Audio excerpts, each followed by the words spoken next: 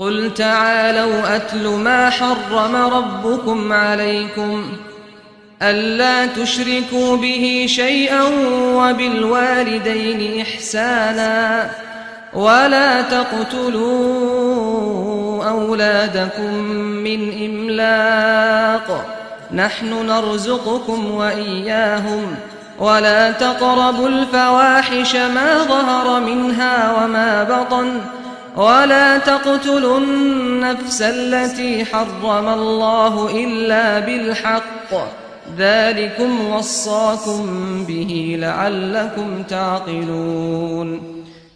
Assalamu alaikum, Quran Weekly. Today in the 8th juz, I wanted to share with you an ayah number 151, just one small reflection from this ayah that has to do with our parents. And I know Surah Al-Isra, Surah number 17, has just beautiful advice about parents, probably one of the most comprehensive passages in the Quran dealing with the rights of parents. But there's something about this ayah that really gets me. The ayah begins, قُلْ تَعَالَوْا أَتْلُ مَا حَرَّمَ رَبُّكُمْ عَلَيْكُمْ. Tell them, the messenger is told, come on, let me read on to you, let me recite on to you what your master has made impermissible for you. Let me tell you what is made impermissible by your master, by your Rabb. So the ayah is supposed to include things that are impermissible, right? That's what you're expecting, because the ayah begins, let me read to you what is impermissible. So let me make a list of these things. أَلَّا تُشْرِكُوا بِهِ شَيْئًا, that you won't do shirk with Allah, number one. I'm going to skip one and say, وَلَا تَقْتُلُوا أَوْلَادَكُمْ مِنْ إِمْلَاقٍ, that you're not going to kill your children because of bankruptcy. نَحْنُ نَرْزُقُكُمْ وَإِيَّاهُمْ, we provide you and we provide them. Don't kill children because of bankruptcy. That's number two. وَلَا تَقْرَبُوا الْفَوَاحِشْ مَا ظَهَرَ مِنْهَا وَمَا بَطَنَ, stay away from all forms of shamelessness, whatever's obvious of it and whatever's hidden of it. Any form of shamelessness and lewdness and indecency, stay away from it. That's number three. Just to review, don't do shirk with Allah, don't kill children out of bankruptcy, and don't engage in any form of shamelessness.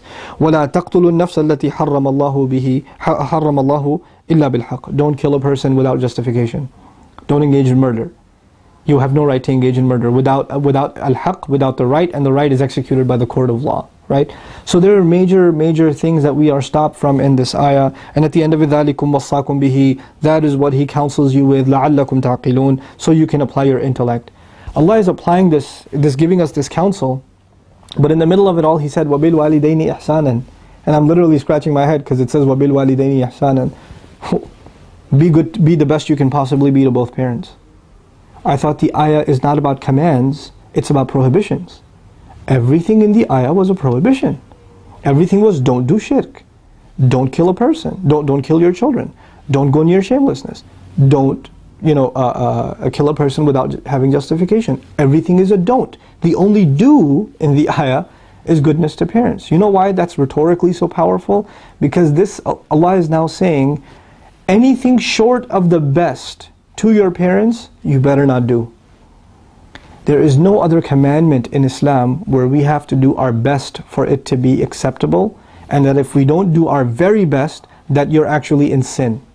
There's no commandment in Islam except parents. Except parents. Allah doesn't say you have to have ihsan with Allah, that if you don't have it, then you're in the haram. The ayah is what is haram. The ayah is what is impermissible. And Allah says, وَبِالْوَالِدَيْنِ إِحْسَانًا, both parents, you better absolutely be the best you can be. You better be good to them under any circumstance. And the other awesome thing in this ayah, and by the way, anything short of your best, and you're in the haram. You're in what Allah forbade. That's the remarkable thing about this ayah. If I don't have the perfection in my prayer, I'm still not sinful technically. I should work towards perfection, but I'm not sinful. I'm not in the haram at least. If I don't have perfection in how I speak to people, I could be better, but I'm not sinful at least. But with my parents, what about with my parents should be perfect? Like what verb is it? Speak to them in the best way, deal with them in the best way, give them the best kinds of gifts, be the most patient with them, show patience with them in the best way. Which action is it? Allah did not specify a verb. He just said when it comes to your parents, the best. Ihsanan, the best what? You know what that means? Don't think of a single thing that shouldn't be the best. There's not a thing you can think of that has to do with the relationship between you and your parents that shouldn't be the best. Your speech, your thoughts, your patience, your attitude, your body language, your gifts, your time, they should get the very best.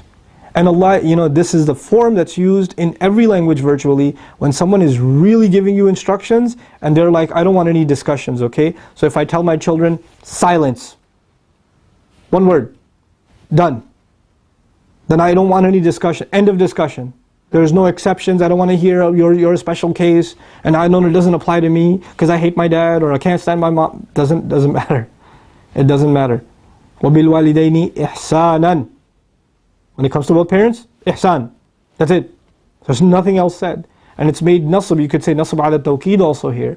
I am telling you it better be the best. It's like Allah is saying, I'm telling you it better be the best. Nothing short of it. And that's in this remarkable ayah, in which everything else was forbidden. And by implication, what's forbidden with our parents is anything short of the very best.